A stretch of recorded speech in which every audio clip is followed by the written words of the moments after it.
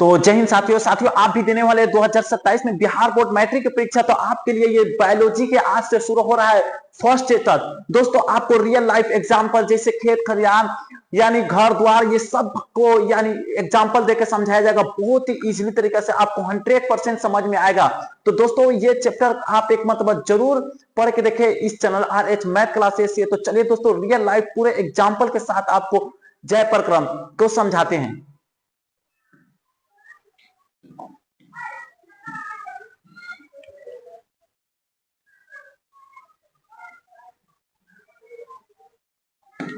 दोस्तों सबसे पहले आप बायोलॉजी के बारे में जानिए। बायोलॉजी किसे कहते हैं? तो सबसे पहले यहाँ पे बायोलॉजी का मतलब होता है जीव विज्ञान। तो जीव विज्ञान ही किसे कहते हैं? तो जब हम लोग यानी पेड़ क्यों सूखते हैं, यानी हम लोग खाना नहीं खाते हैं तो कमजोरी क्यों आते हैं, ये सब चीज के बारे में और भी यानी हम सब अपने शरीर के बारे में समझना यानी अध्ययन करना, उसी को क्या कहते हैं? जीव विज्ञान कहते हैं। तो आइए दोस्तों परिभाषा के माध्यम से जानते हैं। यानी विज्ञान की वह शाखा है जिसमें समस्त जीवधारियों का अध्ययन किया जाता है, जीव विज्ञान कहलाता है। यानी हम अपने जीवन के बारे में जानते हैं, उसी को क्या कहते हैं? जीव विज्ञान कहते हैं।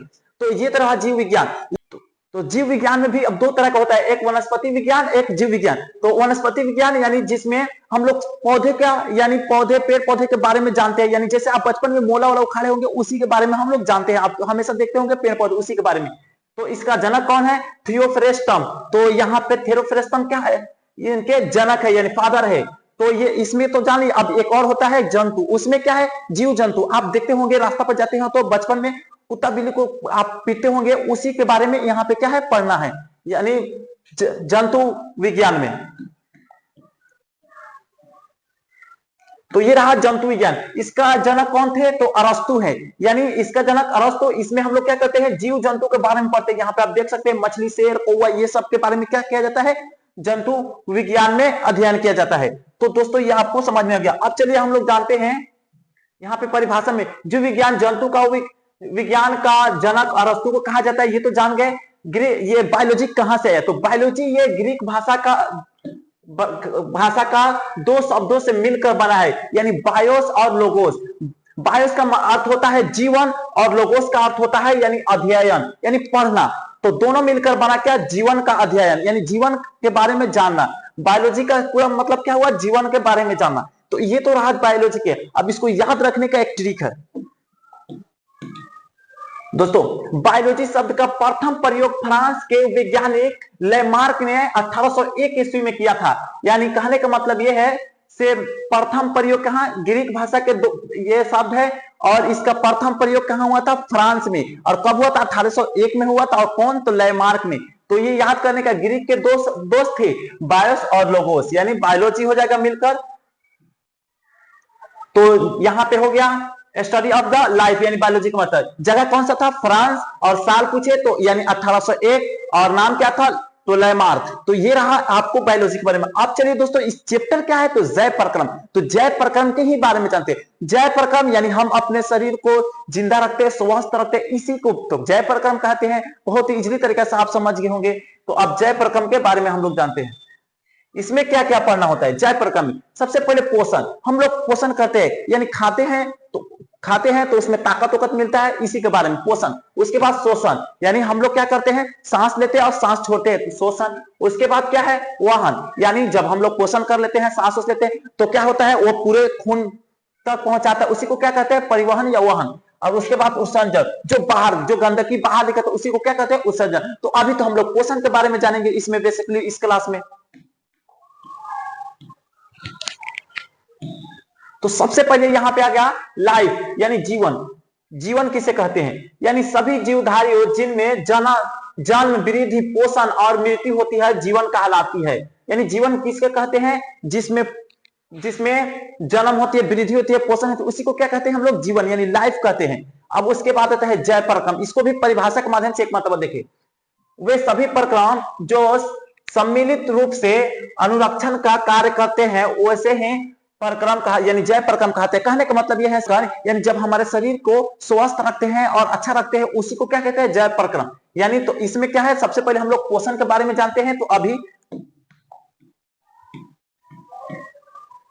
अब पोषण किसे कहते हैं? तो यहाँ पे फर्स्ट में है पोषण किससे कहते हैं? पोषण यानी हम लोग क्या कहते हैं, खाना खाते हैं उसी को क्या है पोषण, यानी हम लोग खाना खाते हैं उससे क्या होता है, हम लोग का ताकत बनता है, एनर्जी बनता है, उसे ऊर्जा मिलता है, उसी को क्या है, उसको कहते हैं पोषण। यानी इसको वह जैव प्रक्रिया जिसके अंतर्गत जीवों में पोषण तत्वों का ग्रहण करके उनका उपयोग करते हैं उसे ही पोषण कहते हैं। यानी ग्रहण करना, उपयोग करना क्या हो गया, पोषण हो गया। याद करने का ट्रिक, ग्रहण करना, उपयोग करना क्या हो गया, पोषण हो गया।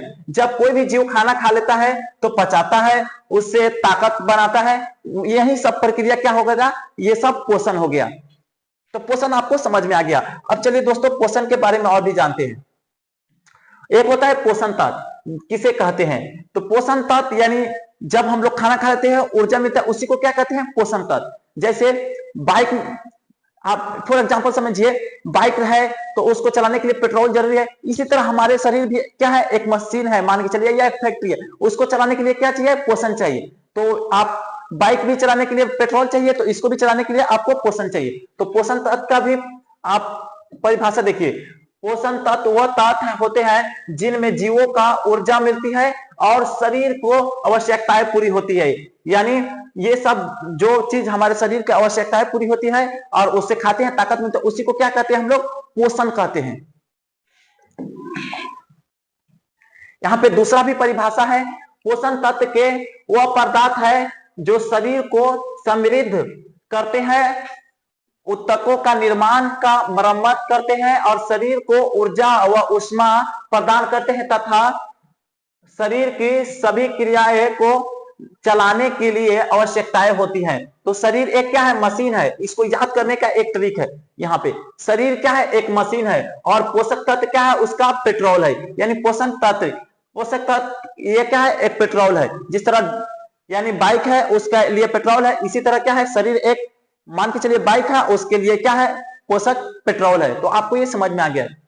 पोषक तत्व दो प्रकार के होते हैं। यहाँ पे एक होता है यहाँ पे स्वपोषण, एक परपोषण। तो स्वपोषण जो दूसरे पर निर्भर ना हो वो क्या होता है, स्वपोषण। फॉर एग्जांपल आप अभी क्या है, कभी आप अखबार लेकर पढ़ते होंगे तो खुद से पढ़ते होंगे तो क्या है, स्वपोषण। लेकिन आप कभी क्लास करने कहीं जाते हैं तो आप टीचर पर निर्भर, तो वो क्या हो गया, परपोषण। तो यानी जो खुद से अपना भोजन बनाए उसको क्या कहते हैं, स्वपोषण, और जो खुद से ना बनाए वो क्या है, परपोषण। देखते होंगे पेड़ पौधे वो कहीं पे तो सब्जी उब्जी आप लाने नहीं जाता है, यानी वो तो दूसरे चीज पर निर्भर नहीं रहता है, वो तो जमीन से और पानी और ये प्रकाश से वो अपना भोजन खुद बना लेता है। लेकिन देखो मानो हम लोग या जीव जंतु वो क्या कहते हैं, दूसरे पर निर्भर रहता है। जैसे आप क्या है, दूसरे पर निर्भर रहते हैं, बाजार में जाते हैं सब्जी लाते हैं तब आप क्या कहते हैं, पोषण करते हैं, पोषण के लिए बनाते हैं, खाना बनाते हैं तब करते हैं। तो ये क्या हो गया, परपोषण। तो ये पर पोषण हो गया और स्वपोषण आपको समझ में। अब परिभाषा के माध्यम से हम लोग देखते हैं यहाँ पे स्वपोषण किसे कहते हैं। स्वपोषण वह विधि जिसमें जीव भोजन के लिए किसी दूसरे जीव पर निर्भर नहीं रहता उसे स्वपोषण कहते हैं। यानी जो अपना खाना खुद बनाता है उसे क्या कहते हैं, स्वपोषण।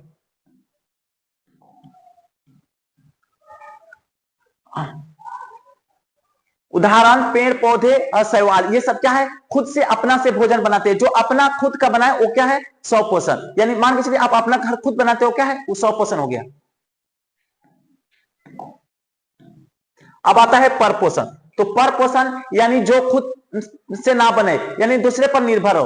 तो यहाँ पे देखिए परपोषण के वह विधि जिसमें जीव भोजन के लिए किसी दूसरे जीव पर निर्भर रहता है उसे परपोषण कहते हैं। यानी वो दूसरे पर निर्भर रहता है तो वो क्या है, परपोषण हो गया।